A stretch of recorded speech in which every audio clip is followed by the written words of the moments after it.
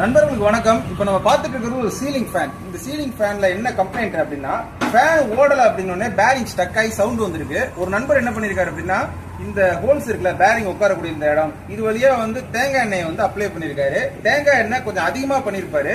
So இதனால இந்த coil போயிடுச்சுங்க.